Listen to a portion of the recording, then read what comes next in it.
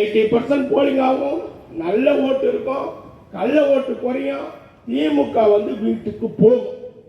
இதுதான் திராவிட முன்னேற்ற கழகத்துக்காரர்களை கேட்டுக்கொண்டு இடத்தை காலி பண்ணின்னு போங்க. அம்மாவை திரும்ப 5 வருஷம் பொறுத்து நின்று மக்கள் இடத்துல வர்றதுக்கு திமுக வரலாறே கிடையாது.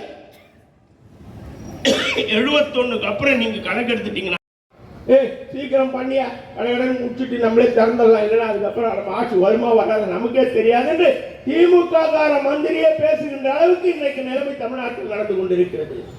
ஆகவே பெரியோர்களே, தாய்மார்களே, அனைத்து இந்திய அண்ணா திராவிட முன்னேற்ற கழகத்துடைய பொதுச் செயலாளரான எடப்பாடியார் அவர்களும் இந்திய துணையண்ட இங்கு மேடையில் அமர்ந்திருக்கும் பாஜகவின் மாநில செயலாளர் அஸ்வத்தாமன்ஜி அவர்களுக்கும் மற்றும் ஓபிசி அணி அதர் லாங்குவேஜ் அணியினுடைய திமுக ஆட்சியை பத்தி எல்லாரும் திட்டுறாங்க.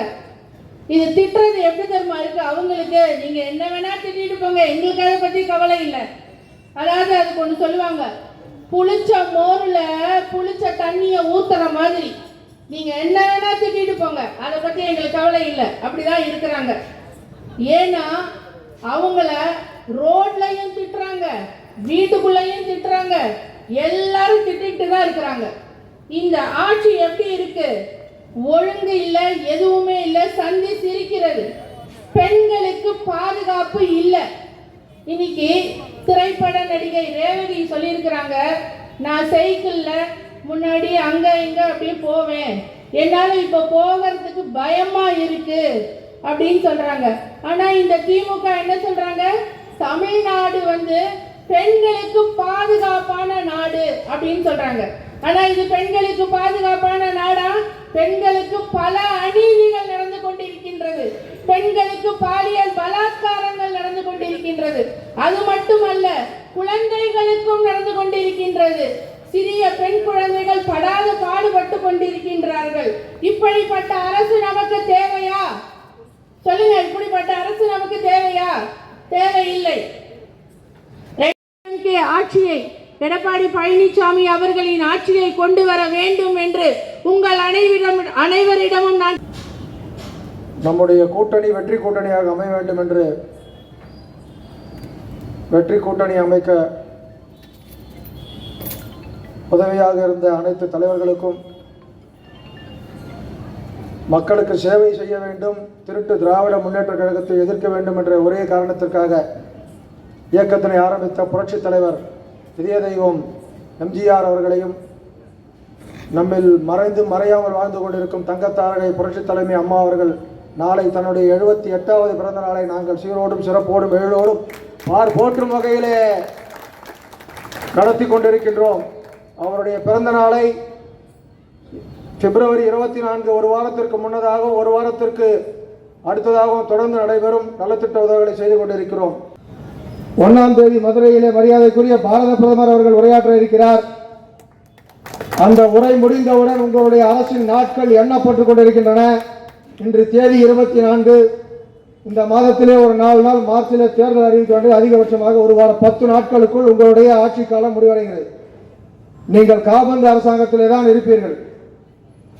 காபந்து அரசாங்கத்தை சேர்ந்த மந்திரியாக இந்த சட்டமன்ற தொகுதியிலே ஏறத்தாழ 10 ஆண்டு காலம் அமைச்சர், 15 ஆண்டு கால சட்டமன்ற உறுப்பினராக இருக்கும் அன்பரசு அவர்கள் இதே இடத்திலே 5 நாட்களுக்கு முன்னால் ஒரு கூட்டத்திலே பேசிய போது, மின்சார உயர்வுக்கு நாங்கள் காரணமில்லை, உதய திட்டத்திலே கையெழுத்திட்டது அனைத்து இந்திய அண்ணா திராவிட முன்னேற்ற கழகம் என்று கூறினார். இதே ஜமக்காலத்தில் வடிகட்டிய புழுகு மூட்டையை நீங்கள் கூறிக்கொண்டிருக்கிறீர்கள். நீங்கள் 2019ஆம் ஆண்டு 39 நாடாளுமன்ற உறுப்பினர்களை பெற்றீர்கள். அதன் பின்பு தற்போதும் ஏறத்தாழ 39 நாடாளுமன்ற உறுப்பினர்களை பெற்றிருக்கிறீர்கள். அந்த 39 நாடாளுமன்ற உறுப்பினர்களும் நாடாளுமன்றத்திற்கு சென்று நாடாளுமன்றத்தை தம்பிக்க வைக்க வேண்டியதுதானே. இந்த சிறப்பான கூட்டத்தினுடைய தலைவர் என் பாசமிகு சகோதரர் அன்பு அண்ணன் ஆர் நந்தகுமார் அவர்களை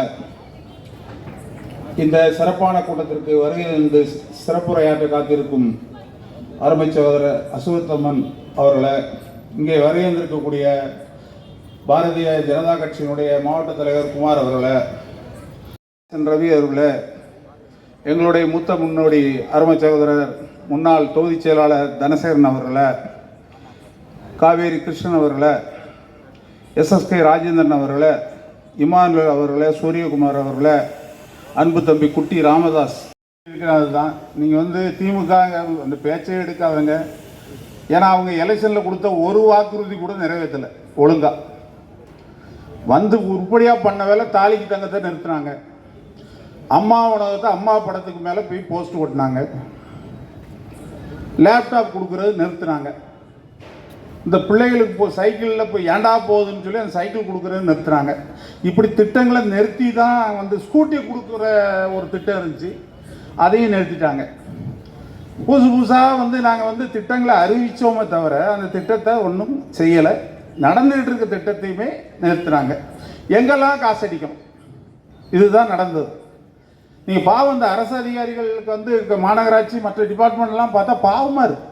ஒரு புக்கை தூக்கிட்டு தெரு தெருவாக கலெக்ஷனில் போய் அதை இப்போ உலக நாடுகளில் நம்ம சுதந்திரம் வாங்கினதுலேருந்து பார்த்தீங்கன்னா 4.5 லட்சம் தான் கடன் தமிழ்நாட்டுக்கு. இப்போ 11 லட்சம் கோடி கடன். எடப்பாடியார் இப்போ பங்கேற்றுள்ள இந்த என்டிஏ கூட்டணிக்கு வாக்களிப்போம், இந்த ஆட்சியை அகற்றுவோம்னு மக்கள்லாம் ரெடியாக இருக்காங்க. நீங்கள் வெளியே போக முடியல, எப்போ எலெக்ஷன் டேட் எப்போ இதைத்தான் கேட்குறாங்களே தவிர இவங்க நினைக்கிற மாதிரி எதுவும் நடக்க போகிறது. அதனால் இங்கே இன்னும் பழையபடி பேசுகிறவங்களையும் சொல்கிறேன், எனர்ஜெல்லாம் வேஸ்ட் பண்ணாதங்க. என் அன்பு சகோதரர் நரசிம்மன் அப்படியே மூச்சு முட்டை பேசினார். வேண்டாம், ஜாலியாக இருங்க. நீங்களும் நாங்களும் ஒன்றா சேர்ந்து அந்த ஊருக்குள்ள யார் என்ன செய்யப்படுறோம், யார் என்ன செய்யப்படுறோம்? இதுதான் எல்லா தமிழ்நாடு பூரா நிலைமை.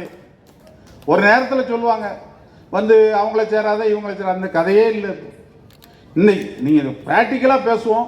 ஆலந்தூர்லேயோ நங்கநல்லூர்லேயோ ஆதம்பாக்கத்துலேயோ பிஜேபி கூட்டணி என்டிஏ கூட்டணி போய் தேர்தல் நிற்குதுன்னா ஓட்டு போட மாட்டேன்னு சொல்கிறது யார்? திமுக காரனே ஒருத்தனுக்கு தெரியாமல் ஒருத்தர் நம்மளுக்கு தான் போட போகிறான். ஆக நம்ம ஒழுங்காக அவங்களுக்கு போய் அந்த நம்பரு எங்கே ஓட்டு போடணும், உங்கள் ஓட்டு எந்த பூத்தில் இருக்குது, இந்த விஷயங்களை கரெக்டாக சொல்கிறதுக்கு மட்டும் தெரிஞ்சுங்க. வேறு ஐயா மோடி ஐயா எந்த ஒரு பிரதமரும் பண்ணாத அத்தனை சாதனையும் பண்ணி முடிச்சிருக்காங்க. அதுங்களே சொல்லுங்கள். எடப்பாடியார் பார்த்தீங்கன்னா அவருக்கு 4.5 ஆண்டு காலம் தான் முதலமைச்சராக இருந்தார். அந்த 4.5 ஆண்டு காலத்துலேயுமே 40 வருஷம் ஆட்சி பண்ணதுக்குள்ளே அத்தனை நலத்திட்டங்க. நீங்கள் கவர்மெண்ட் ஸ்கூலில் படித்த அத்தனை பேருக்கும் 7.5% ரிசர்வேஷன் எந்த ஒரு நாட்டிலையும் இல்லை, எந்த ஒரு மாநிலத்திலும் இல்லை. இதை நம்ம மாநிலத்தை பார்த்து தான் மற்ற மாநிலத்தில் எடுத்துகிட்டு வராங்க. இவர் 5000 போட்டுவிட்டு இன்னும் கடன் வாங்கி 5000 போட்டுவிட்டு நாங்கள் ஜெயிச்சிட்டோன்னு அப்படி நினச்சிட்டு இருக்காரு. ஆனால் அது நடக்க போகிறது. நான் ப்ராக்டிக்கலாக பார்த்தது சொல்கிறேன். அதனால் எனக்கு பிறகு பெரிய பெரிய பேச்சாளர்லாம் இருக்காங்க, அவங்க நேரத்தை பெருசாக எடுக்காமல் இந்த பகுதியில் நாங்கள் இருந்த காலத்தில் இந்த சப்வே ஸ்ட்ரைட் அணின்னு ஒரு ஸ்கீமை கொண்டு ஒரு ஃபைல் ரெடி பண்ணி முடிக்க போகிற சமயத்தில் ஆட்சி மாற்றம் வந்தது. அதுக்கு இப்போ ஒரு அறிவிப்பு நாங்கள் செய்ய போகிறோம். எப்போ? 5 வருஷம் கழிச்சு. கடைசியில் நாங்கள் தான் செய்ய போகிறோம். அதை நாங்கள் எப்படி 5 வருஷத்துக்கு முன்னால் விட்டு போனோமோ அப்படி தான் இப்போவும் இருக்குது, அதோட மோசமாக இருக்குது. அதனால் விட்டு போகணும். மக்களுக்கெல்லாம் ஒரு நல்ல செய்தி சொல்லிக்கிறோம். எடப்பாடியார் இந்த மே மாதம் முதலமைச்சராக பதவி வைப்பார். அருமை ஐயா பாரத பிரதமர் பதவியேற்று வைப்பாங்க. அந்த நாளுக்கு பிறகு நீங்கள் நினைக்கிறதெல்லாம் நடக்கும். இதுதான் உண்மை, சத்தியம் என்பதை சொல்லி வாய்ப்புக்கு நன்றி கூறிவிடும். நரேந்திர மோடி அவர்கள் அந்த 1000 ரூபாய் கொடுக்கறதை தடுத்து விடுவார் என்று எனக்கு பயமாக இருக்கிறது.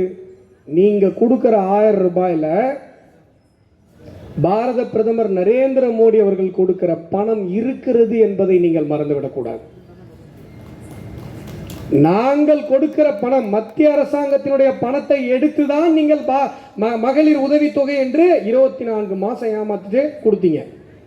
இன்றைக்கு எழுதி வைத்துக் கொள்ளுங்கள், எடப்பாடி பழனிசாமி அவர்கள் முதலமைச்சர் நாற்காலியில் அமர்ந்த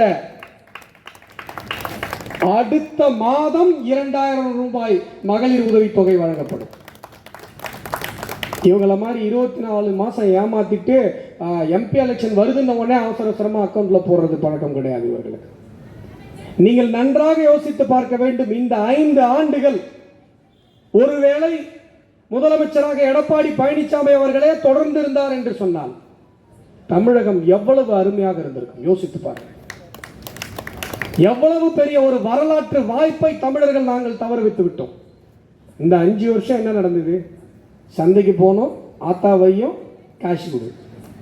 ஒரு முதலமைச்சர் காசு கொடு காசு கொடு காசு கொடு இப்படி அசிங்கமாக பஞ்சப்பாட்டு பாடுகிற ஒரு முதலமைச்சர் நமக்கெல்லாம் தேவைதானாங்க?